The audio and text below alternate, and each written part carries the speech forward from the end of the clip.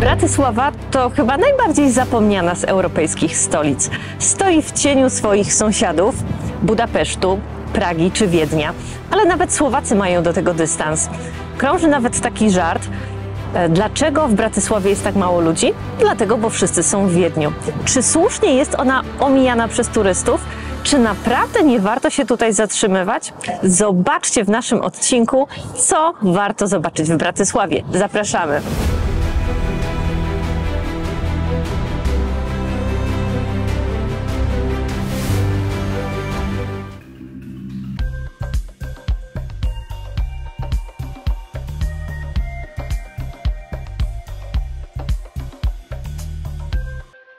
Bratysława to miasto, które łączy bogatą tradycję i historię z nowoczesnością. I jedną z takich nowoczesnych budowli jest ukończony w 1972 roku most SNP, Słowackiego Narodowego Powstania, który ma przydomek mostu UFO. A to wszystko dzięki bardzo charakterystycznej budowli, która jest zwieńczeniem mostu. Na wysokości 85 metrów mieści się tam restauracja, a na wysokości 95 metrów jest taras widokowy. Restauracja może nie należy do najtańszych, ale jest taka, wiecie, fancy szmancy. No więc nie ma się czemu dziwić i jest to jeden z najpopularniejszych punktów widokowych na miasto. Jeśli chodzi o taras widokowy, to wstęp na taras i zarazem do restauracji, bo wjeżdżacie jedną windą, kosztuje 10 euro. Oprócz tarasu widokowego i kawy bądź obiadów w restauracji czeka na Was tutaj jeszcze jedna atrakcja, która jest dostępna wiosną, latem i w pierwszych dniach jesieni, a mianowicie Skywalk. Możecie sobie zrobić taki mały spacer na zewnątrz tego obiektu UFO, oczywiście przypięci specjalnymi linami. To jest bardzo, bardzo bezpieczne. My korzystaliśmy z podobnej atrakcji w Nowym Jorku, na Manhattanie. Tylko tutaj jest to 85 metrów, a tam było 385 i tutaj kosztuje to 65 euro, a tam było trochę drożej. No jakby stąd było widać Manhattan, też by było drożej. Pewnie tak. Bratysława to miasto o bardzo skomplikowanej historii. Było częścią Królestwa Węgier, a nawet przez pewien czas jego stolicą, Austro-Węgier, Czechosłowacji, aż wreszcie po pokojowym rozpadzie Czechosłowacji doczekała się uznania i stała się stolicą Słowacji. Jest to także jedyna stolica, która graniczy z dwoma państwami, z Austrią i z Węgrami. Więc sami możecie sobie wyobrazić, jak silne tutaj różnokulturowe wpływy mieszały się na tych terenach.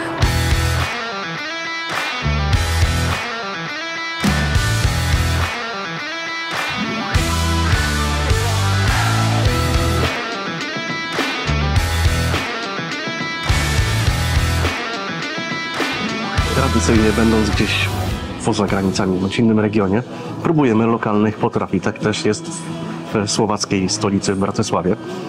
Poszliśmy do baru Seventeen's Bar i wchodzimy w temat zupy, bo jest dosyć wcześnie, około 13, więc robimy taką lekką przekąskę. No i bierzemy klasyk, jeden z klasyków kuchni słowackiej, czyli zupę czosnkową. Czosnkowa poliewka.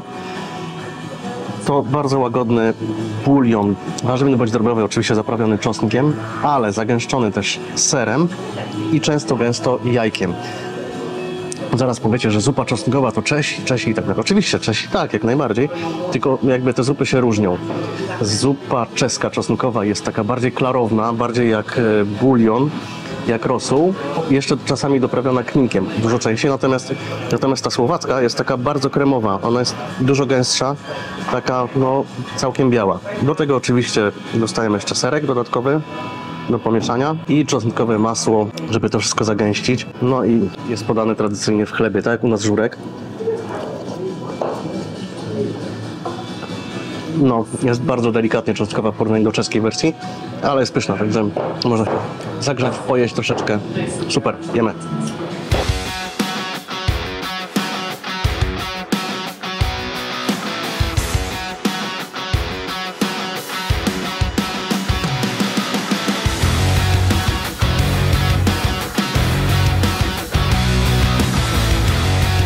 Świętego Marcina, wybudowana w XIII wieku w stylu gotyckim, bardzo skromna, ale niech Was nie zwiedzie ten skromny wygląd tej świątyni, bo jest to najważniejszy budynek sakralny w całej Bratysławie. Na zewnątrz, tak jak powiedziałam, gotyk, ale w środku znajdziecie i renesans, i barok, no bo trochę wieków już tu stoi, więc siłą rzeczy te zmiany są wpisane w jej historię. Dlaczego ona jest taka niezwykła? Otóż jak zobaczycie sobie na wieżę, to znajdziecie tam koronę i podobno ta korona jest z prawdziwego złota, a jest ona symbolem koronacji władców, bo w tej skromnej katedrze, skromnej gdyby ją porównać na przykład z katedrą w Pradze albo na przykład naszym kościołem mariackim, to koronowanych było aż 11 węgierskich władców, więc skromne, ale naprawdę konkret. Kiedy popatrzymy na ten most UFO z takiej dalszej odległości, to faktycznie może się wydawać, jakby lądował tutaj statek UFO. I słuchajcie, nie jest to przypadek. Pamiętajcie, że most został ukończony w 1972 roku, więc były to czasy komunistyczne, a widać go z Austrii, więc był to taki przekaz dla Austriaków. Zobaczcie, jaka komuna jest wspaniała, jaka nowoczesna. Lądują u nas nawet statki kosmiczne. Jeszcze może parę słów o tej restauracji. Tak jak Wam już wspominałam, tanio tam nie jest. Fancy, szmency, ale dowiedzieliśmy się też od lokalsów oczywiście, że to jest największa turystyczna pułapka ever. Jeśli chodzi o jedzenie tam. Jedzenie tam jest ekstremalnie drogie w porównaniu do innych restauracji i naprawdę bardzo, bardzo słabe, więc nie jedzcie tam. A jeśli chcielibyście zaoszczędzić na tym bilecie na taras widokowy te 10 euro, no to wtedy, kiedy zarezerwujecie tam stolik, ale nie na drinka, tylko na obiad, no to wtedy macie wjazd na ten taras za darmo, ale nawet jeśli zjecie gdzieś indziej i zapłacicie 10 euro za wjazd, to i tak będzie się Wam bardziej opłacać, więc nie dajcie się nabrać.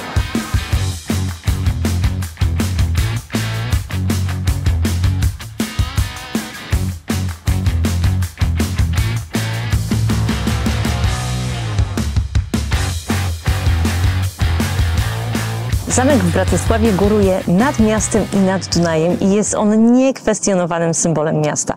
Kluczowe znaczenie miał już w średniowieczu, kiedy był siedzibą książąt, a potem królów węgierskich. No i oczywiście miał funkcje obronne jako forteca, gdyż chronił bardzo ważny handlowy szlak wzdłuż Dunaju. W XIV wieku, kiedy Bratysława stała się stolicą Węgier, Ludwik Wielki kazał zamek rozbudować i uczynił z niego swoją rezydencję. Natomiast to, co widzimy dzisiaj, no to głównie barok. I to wszystko stało się za sprawą przebudowy po wielkim pożarze pod koniec XVII wieku, która praktycznie doszczętnie strawiła zamek, a zaczęło się od niepozornego pożaru w kuchni. Więc nie było tutaj wielkiej wojny, nie było wielkich dram, po prostu kucharz coś przypalił. Bratysława to miasto mostów na Dunaju. Ma ich aż 7, co czyni je miastem z największą ilością mostów na tej rzece. I taka ciekawostka, za mną w tamtej okolicy będziecie widzieć zielony most. I ten most nazywany jest przez mieszkańców Bratysławy Starym Mostem, a co ciekawe jest mostem najmłodszym. Dlaczego tak? Ach, takie słowackie poczucie humoru. Oni po prostu lubią zaskakiwać. W ogóle pod zamkiem jest też bardzo fajny park, świetny punkt widokowy na miasto. Są ławeczki, jest bardzo przyjemnie. Zresztą wokół zamku są też przepiękne ogrody i jest to miejsce, które mieszkańcy Bratysławy bardzo, bardzo lubią. W takie ciepłe wieczory lubią sobie przyjść tutaj, podziwiać panoramę miasta, spędzić czas z winem. Czasem nawet w towarzystwie jeszcze innej osoby. Schodząc z zamku w stronę katedry, zobaczycie piękną, starą kamienicę, kamienicę Dobrego Pasterza i na rogu kamienicy faktycznie jest figurka Jezusa z owieczką, czyli Dobrego Pasterza, a w środku jest też coś innego Dobrego Pasterza, winiarnia i piwiarnia.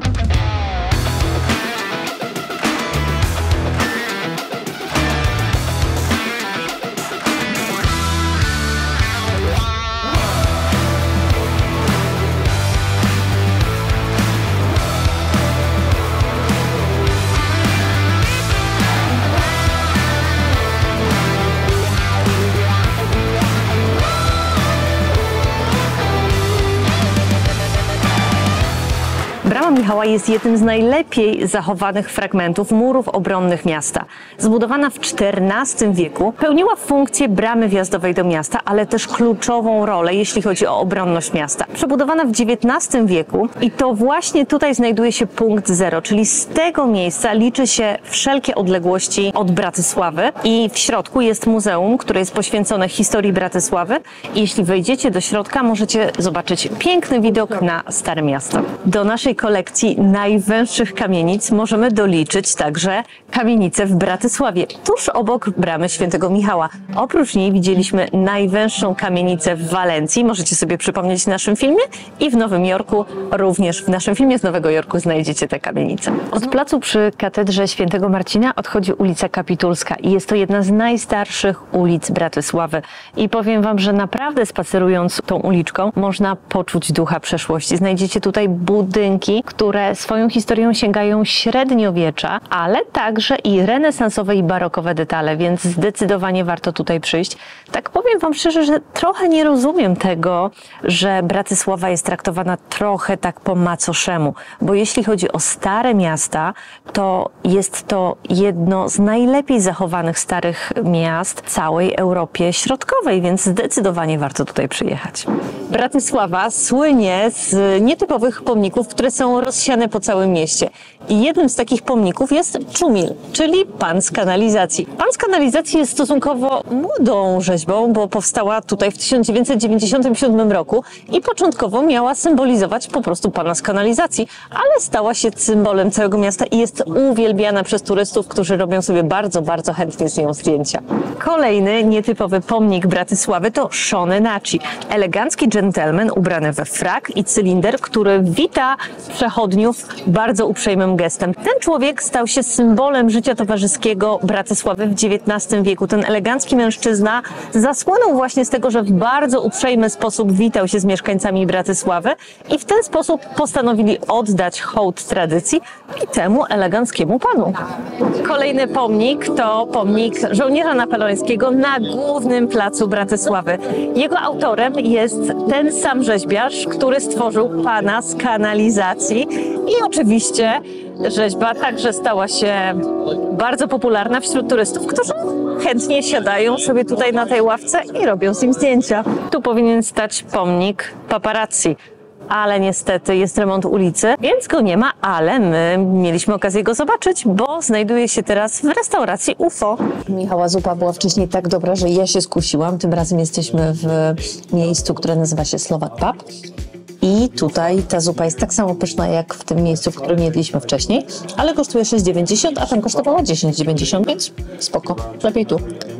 Moi drodzy, przyszło nam główne danie dzisiejsze, ale zanim to powiem miejsce, w którym jesteśmy. Slovak Pub to jest taka chyba najbardziej znana w Bratysławie restauracja, która serwuje tradycyjną kuchnię słowacką. Jest naprawdę super, taki rustykalny wystrój, bardzo dużo drewnianych rzeźb, dużo obrazów, zdjęć jakichś takich starych, różne tematyczne sale, na przykład sala Janosika. No i tutaj wieczne rozterka, czy Janosik był Słowakiem, czy Polakiem. No był Słowakiem, no urodził się na Słowacji. Opowiadałem taką historię o jego życiu, krótką, bo krótką. W trakcie, kiedy próbowaliśmy wejść na chleb w Tatrze. Dziękuję. No szło piwko, bo do tego jedzenia no piwo będzie najlepiej smakowało. A, zanim do tego przejdziemy, dokończmy jeszcze temat tej czosnkowej polewki. Ta, która była zaserwowana tutaj, była troszeczkę inna niż w tym 70's bar, którą jedliśmy pierwsze. Była bardziej kremowa, mniej czosnkowa, a chleb dla odmiany był z kminkiem, więc taki troszkę łącznik z czeskim zupą czosnkową. I przyznam szczerze, że mnie tam ta poprzednia smakowała bardziej, bo była bardziej czosnkowa. Zresztą jestem... No okej, to jest bardzo dobre, ale wolę tą czeską wersję, dlatego że czeska wersja jest bardziej czosnkowa, uwielbiam czosnek. Kasia bardziej była skłoniona do tej, bo jest mniej czosnkowa, bardziej taka kremowa, delikatna i ten chlebek taki mokry, wygrzebywany. No super, z serkiem. No ale dobra, przejdźmy do tego, co dostaliśmy. Dostaliśmy haluszki, no to kwintesencja Słowacji, czyli ziemniaczane kluseczki. Tak jakby, w moim przekonaniu są takie malusieńkie nasze kopytka o coś w ten deseń. No, oczywiście z bryndzą, no, która też u nas jest znana na Podhalu, rzecz jasna, owczy ser. No i boczek. Dostaliśmy też pierogi z bryndzą. No pierogi no, z maju na to, że no, Dla Polaków no to nie jest wielkie wydarzenie, żeby dostać pierogi. I tu jest zasmażana kapusta z boczkiem i też paluszkami. Więc okej, no spróbujmy. Już nie pierwszy raz. Paluszki będzie spyszne. Super, no po prostu smak ziemniaków. Słony, owczy ser. No super, no nie ma nic lepszego niż w prostocie kuchni. No, najprostsza kuchnia jest najlepsza w moim przekonaniu. Nie trzeba wydziwienia jakichś po prostu cudownych wymysłów.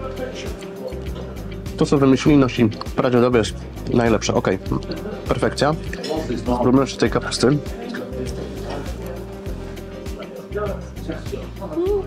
Super. Posmak kiszonej kapusty. Super. Jeszcze, no, żeby już jakby dopełnić formalności spróbowania wszystkiego. Pierożek.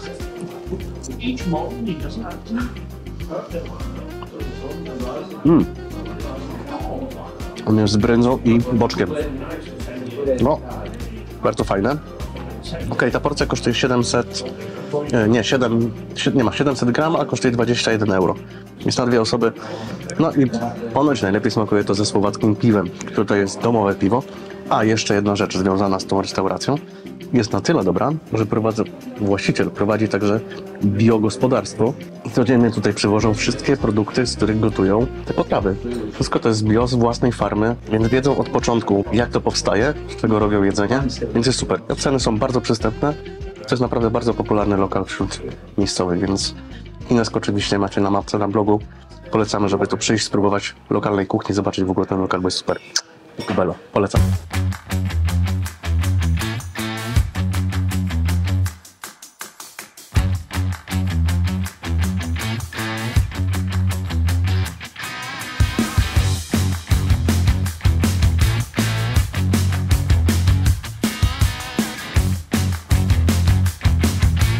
Na głównym placu miasta Hlavné námestie jest stary ratusz. Ratusz jest jedną z najstarszych budowli w mieście, a w jego piwnicach jest jedna z najstarszych piwnic winiarskich. Ma ponad 700-letnią tradycję, a wyobraźcie sobie, że wino było tam przechowywane już w średniowieczu. Do dzisiaj można wybrać się tam na degustację, więc chodźmy, sprawdźmy, zobaczmy, co oni tam mają.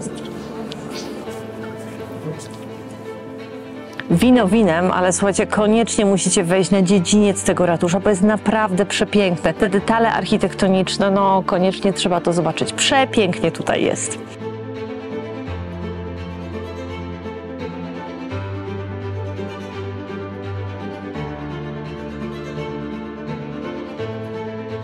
Znaleźć tą winiarnię wcale nie jest tak prosto, bo ona nie jest tak stricte w ratuszu, tylko w zasadzie w budynku doklejonym do ratusza. Naprzeciwko kwiaciarni wchodzicie na dziedziniec i dopiero wtedy jest tutaj wstęp do winiarni. Podobno mają kolekcję 100 słowackich win.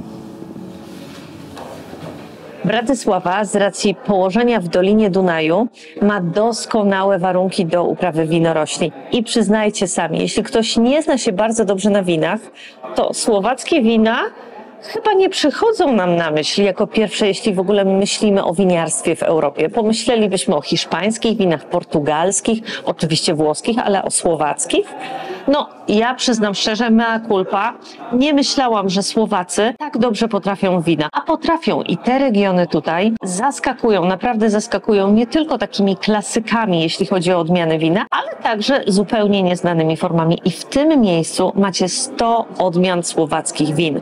Naprawdę jest co degustować. Myślę, że na raz tego nie ogarniecie, ale zakupy do domu to jest dobry adres. Muszę wam powiedzieć, że to miejsce jest niepozorne, ale jeśli jesteście smakoszami wina, to zdecydowanie trzeba tutaj przyjść. My zrobiliśmy zakupy do domu, dlatego, bo mamy jeszcze dzisiaj trochę rzeczy do zrobienia, nie jesteśmy w imprezowym nastroju, więc na degustację się nie zdecydowaliśmy, ale te wina, które kupiłam, dosłownie spróbowałam po łyczku.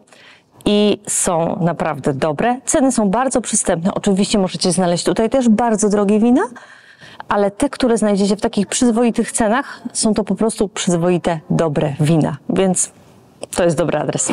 Kościół Franciszkanów i 3 rzeczy, które powinniście o nim wiedzieć. Po pierwsze, jest to najstarszy kościół w całej Bratysławie.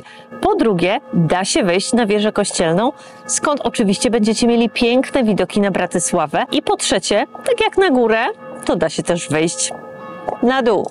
czyli do krypt. A w kryptach oprócz franciszkanów byli chowani członkowie takich najznamienitszych rodów węgierskich i było to niezwykle nobilitujące. Jeszcze jeśli chodzi o pamiątki z podróży, no to słuchajcie, kto nie kupił nigdy magnesu z jakiegoś wyjazdu, niech pierwszy rzuci kamieniem.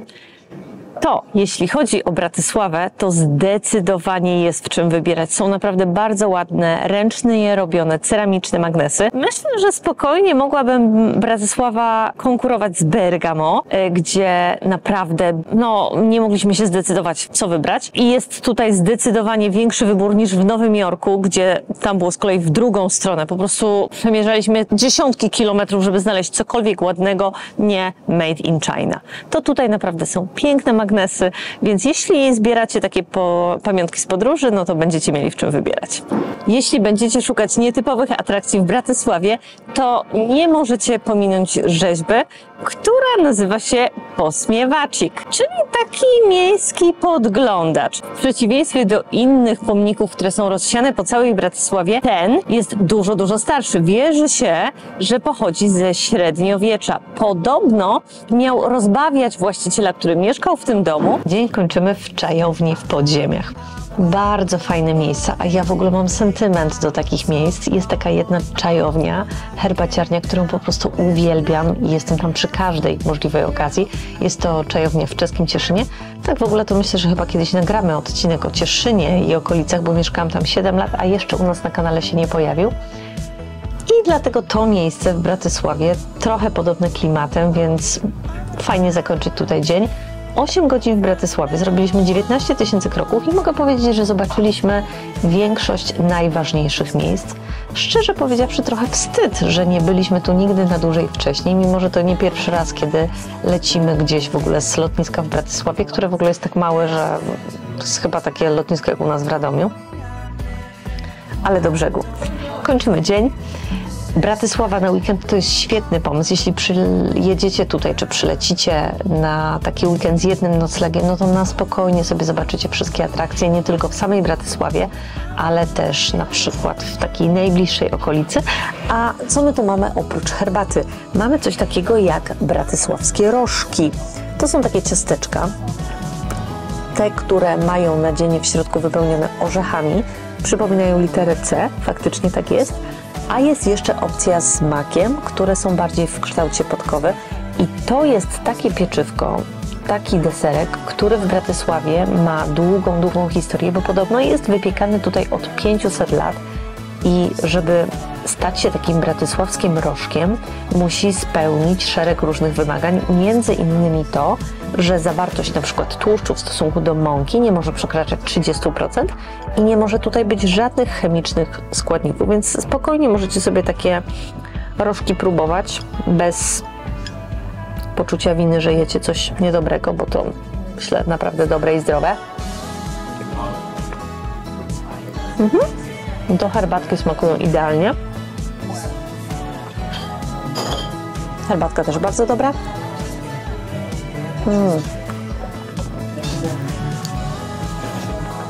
I oczywiście zapraszamy Was na kolejne odcinki. Przypuszczamy, że coś ze Słowacji się jeszcze w najbliższym czasie pojawi. Do zobaczenia.